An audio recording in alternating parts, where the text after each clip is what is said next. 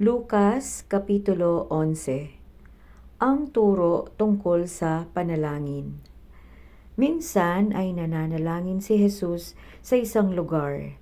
Pagkatapos niyang manalangin, sinabi sa kanya ng isa sa mga tagasunod niya, "Panginoon, turuan po ninyo kaming manalangin katulad ng ginagawa ni Juan sa mga tagasunod niya." Sinabi ni Jesus sa kanila, "Kung mananalangin kayo, ganito ang sabihin ninyo: Ama, sambahin nawa kayo ng mga tao.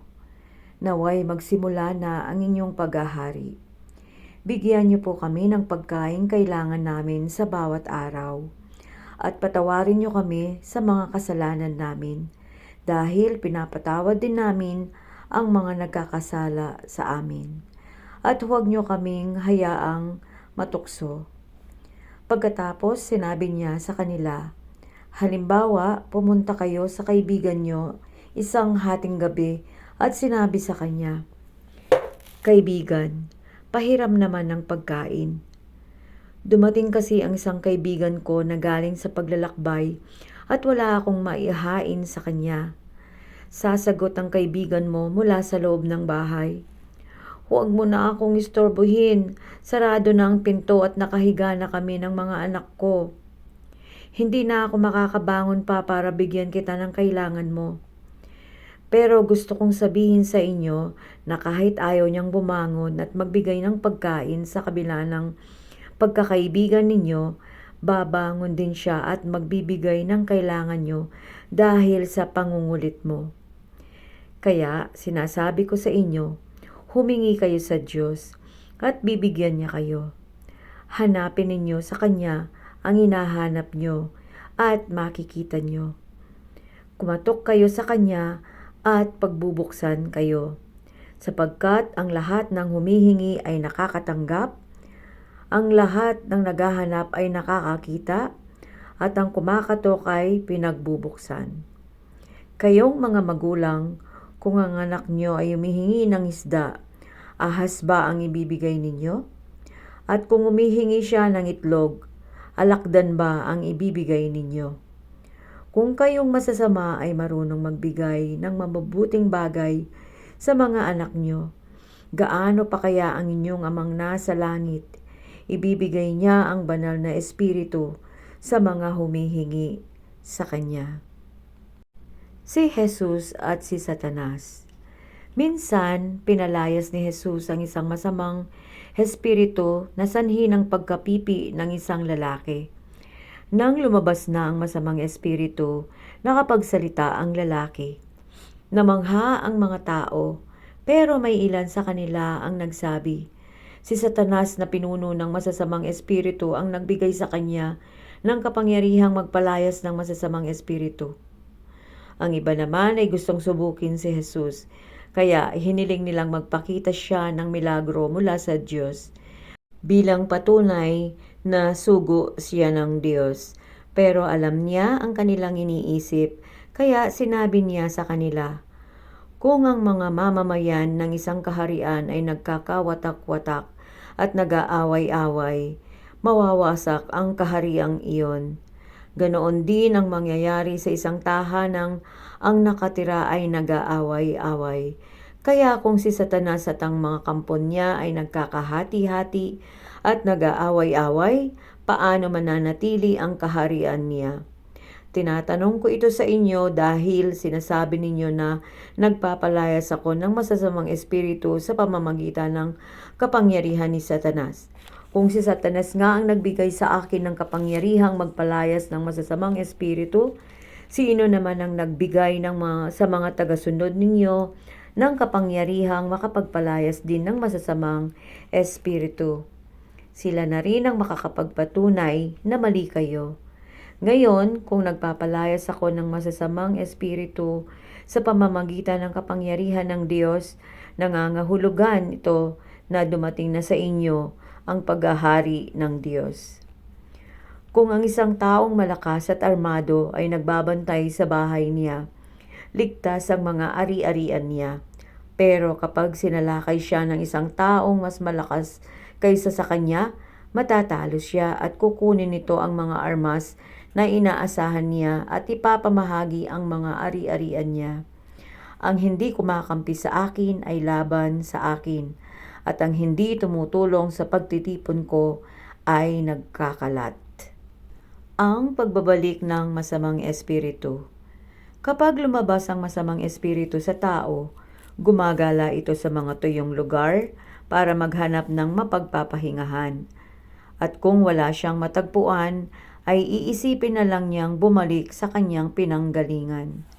Kung sa pagbabalik niya ay makita niyang malinis at maayos ang lahat, aalis siya at tatawag ito ng 7 pang espiritu na mas masama kaysa sa kanya.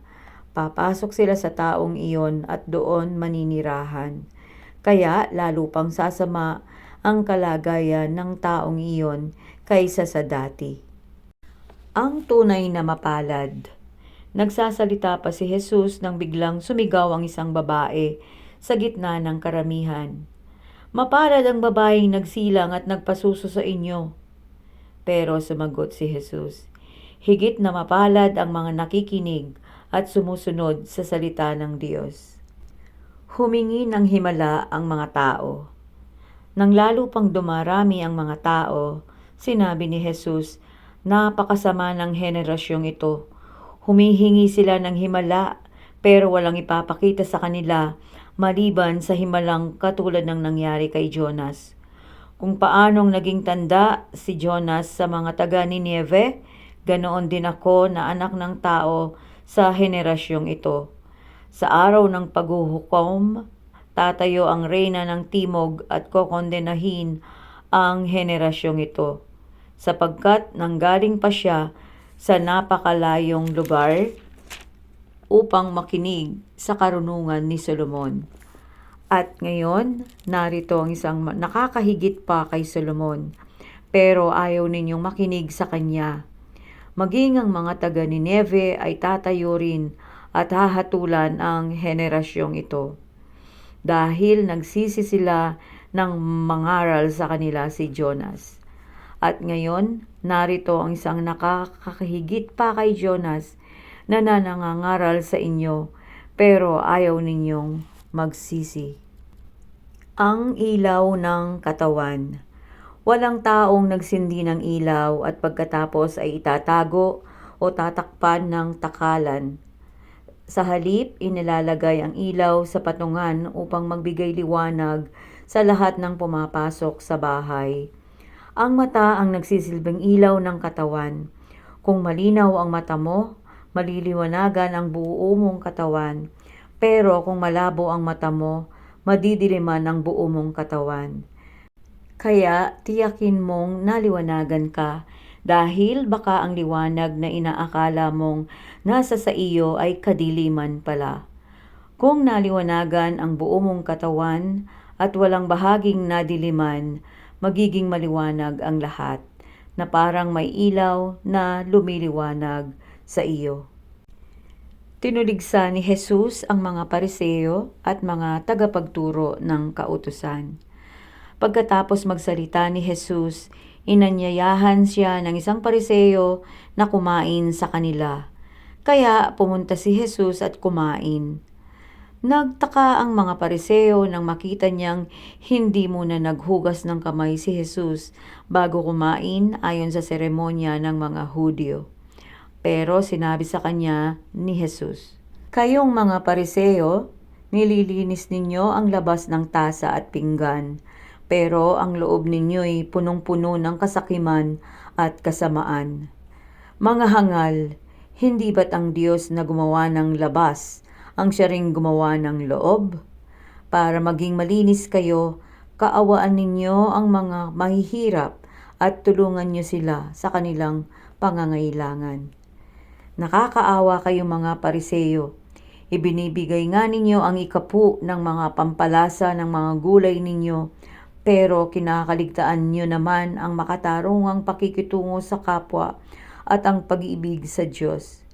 Magbigay kayo ng mga 10 ninyo, pero huwag ninyo namang kaligtaang gawin ang mas mahalagang bagay.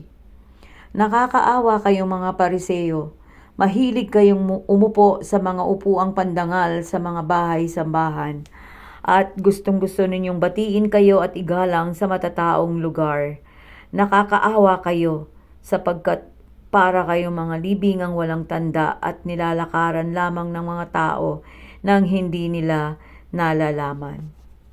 Sinagot si Jesus ng isa sa mga tagapagturo ng kautusan, "Guro, pati kami ay iniinsulto mo sa sinabi mong iyan." Sumagot si Jesus, "Nakakaawa rin kayong mga tagapagturo ng kautusan, sapagkat pinabibigatan ninyo ang mga tao sa inyong mahihirap na kautusan, pero kayo mismo ay hindi sumusunod sa mga ito. Nakakaawa kayo. Pinapaayos ninyo ang mga libingan ng mga propetang pinatay ng inyong mga ninuno. Kaya kayo na rin ang nagpapatunay na sang-ayon kayo sa ginawa nila. Sapagkat pinatay nila ang mga propeta at kayo naman ang nagpapaayos ng mga libingan nila. Kaya ito ang sinabi ng Diyos ayon sa karunungan niya. Magpapadala ako sa kanila ng mga propeta at mga apostol. Papatayin nila ang ilan sa mga ito at uusigin ang iba.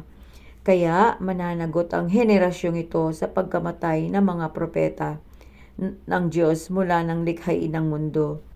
Mula kay Abel hanggang kay Zacarias na pinatay sa pagitan ng altar at ng templo. Oo, tinitiyak ko sa inyo na parurusahan ang henerasyong ito dahil sa ginawa nila. Nakakaawa kayong mga tagapagturo ng kautusan, sapagkat kinuha niyo sa mga tao ang susi sa pag-unawa ng katotohanan. Ayaw niyo na ngang sumunod sa katotohanan, hinahadlangan niyo pa ang mga gustong sumunod. Umalis si Jesus sa bahay na iyon, at mula noon, matindi na ang pambabatikos sa kanya ng mga pariseo at tagapagturo ng kautusan. Pinagtatanong siya tungkol sa maraming bagay upang siya ay mahuli nila sa kanyang pananalita. Kapitulo 12. Babala laban sa mga pakitang tao. Libo-libong tao ang dumagsa kay Jesus, kaya nagkakasiksikan na sila. Binalaan ni Jesus ang mga tagasunod niya, "Mag-ingat kayo at baka mahawa kayo sa ugali ng mga pariseo na pakitang tao. Walang natatago na hindi malalantad at walang nalilihim na hindi mabubunyag. Kaya anumang sabihin ninyo sa dilim ay maririnig sa liwanag, at anumang ibulong ninyo sa loob ng kwarto ay malalaman ng lahat." Ang dapat katakutan. Sinasabi ko sa inyo, mga kaibigan, huwag kayong matakot sa mga gustong pumatay sa inyo. Ang kaya lang nilang patayin ay ang katawan nyo, at pagkatapos ay wala na silang magagawa pa. Sasabihin ko sa inyo kung sino ang dapat ninyong katakutan. Katakutan ninyo ang Diyos, dahil pagkatapos niyang patayin ang katawan nyo, ay may kapangyarihan pa siyang itapon kayo sa impyerno. Oo, sinasabi ko sa inyo, siya ang dapat ninyong katakutan. Hindi ba't napakamura ng halaga ng maya? Ngunit kahit isa sa kanila ay hindi nakakalimutan ng Diyos. Higit kayong mahalaga kaysa sa maraming maya, kahit ang bilang ng buhok niyo ay alam niya. Kaya huwag kayong matakot. Ang pagkakilala kay Kristo. Sinabi pa ni Jesus sa kanila, "Tandaan ninyo, ang sino mang kumikilala sa akin na ako ang Panginoon ninyo sa harap ng mga tao, ako na anak ng tao ay kikilala rin sa kanya sa harap ng mga anghel ng Diyos. Ngunit ang hindi kumikilala sa akin sa harap ng mga tao ay hindi ko rin kikilalanin sa harap ng mga anghel ng Diyos. Ang sino mang magsalita ng masama laban sa akin na anak ng tao ay mapapatawad, ngunit ang magsalita ng masama laban sa banal na espiritu ay hindi mapapatawad. Kung dahil sa pananampalataya ninyo ay dadalhin kayo sa mga bahay-sambahan ng mga Hudyo o sa mga tagapamahala ng bayan upang imbestigahan, huwag kayong mag-alala. kung paano kayo mangangatwiran o kung ano ang sasabihin ninyo, sapagkat ituturo sa inyo ng banal na Espiritu sa oras ding iyon kung ano ang dapat ninyong sabihin. Ang mayamang hangal. Sinabi kay Jesus ng isa sa karamihan, "Guro, sabihin nga ninyo sa kapatid ko na ibigay niya sa akin ang bahagi ko sa mana namin." Sumagot si Jesus, "Kaibigan, tagahatol ba ako o tagahati ng pag-aari niyo?" Pagkatapos sinabi niya sa kanila, "Mag-ingat kayo sa lahat ng uri ng kasakiman dahil ang buhay ng tao ay hindi nasusukat sa dami ng kanyang pag-aari." At ikinuwento niya ang talinghaga na ito. May isang mayamang may bukirin na umani ng sagana. Sinabi niya sa kanyang sarili, "Ano kaya ang gagawin ko? Wala na akong mapaglagyan ng ani ko. Alam ko na, gigibain ko ang mga bodega ko at magpapagawa ako ng mas malaki at doon ko ilalagay ang ani at ari-arian ko. At dahil marami na akong naipon para sa maraming taon, magpapahinga na ako, kakain, iinom at magpapakaligaya." Ngunit sinabi sa kanya ng Diyos, "Hangal, ngayong gabi ay babawiin ko sa iyo ang buhay mo. Kanino ngayon mapupunta ang lahat ng inipon mo para sa iyong sarili?" Ganyan ang mangyayari sa taong nagpapayaman sa sarili, ngunit mahirap sa paningin ng Diyos. Manalig sa Diyos. Pagkatapos sinabi ni Jesus sa mga tagasunod niya, "Kaya huwag kayong mag-alala tungkol sa inyong buhay, kung ano ang inyong kakainin o susuotin. Dahil kung binigyan kayo ng Diyos ng buhay, siguradong bibigyan din niya kayo ng pagkain at isusuot. Tingnan ninyo ang mga uwak. Hindi sila nagtatanim o nag-aani o nag-iipon sa mga bodega, pero pinapakain sila ng Diyos. Higit kayong mahalaga kaysa sa mga ibon. Sino sa inyo ang makakapagpahaba ng buhay ng kahit kaunti sa pamamagitan ng pag-aalala? Kaya kung hindi ninyo kayang gawin ang ganyang kaliit na bagay, bakit kayo mag-aalala tungkol sa iba pang bagay? Tingnan ninyo kung paano tumutubo ang mga bulaklak sa parang. Hindi sila nagtatrabaho o gumagawa ng may isusuot nila. Ngunit sasabihin ko sa inyo, kahit si Solomon ay hindi nakapagsuot ng kasing ganda ng mga bulaklak na iyon sa kabila ng kanyang karangyaan. Kung dinadamitan ng Diyos ng ganito ang mga damo sa parang, nabuhay ngayon pero kinabukasan ay malalanta at susunugin, kayo pa kaya? Kailiit ng pananampalataya ninyo. Kaya huwag kayong mag-alala kung ano ang kakainin o iinumin ninyo. Ang mga bagay na ito ang pinapahalagahan ng mga tao sa mundo na hindi kumikilala sa Diyos. Ngunit alam ng inyong Amang nasa langit na kailangan ninyo ito. Sa halip, unahin ninyo ang mapabilang sa kaharian ng Diyos at ibibigay niya ang mga pangangailangan ninyo. Kayamanan sa langit. Kayong mga tagasunod ko ay kaunti na lang, ngunit huwag kayong matakot. Dahil ipinagkaloob ng inyong Ama na maghari kayong kasama niya. Ipagbili ninyo ang mga ari-arian ninyo at ipamigay ang pera sa mga mahihirap upang makaipon kayo ng kayamanan sa langit.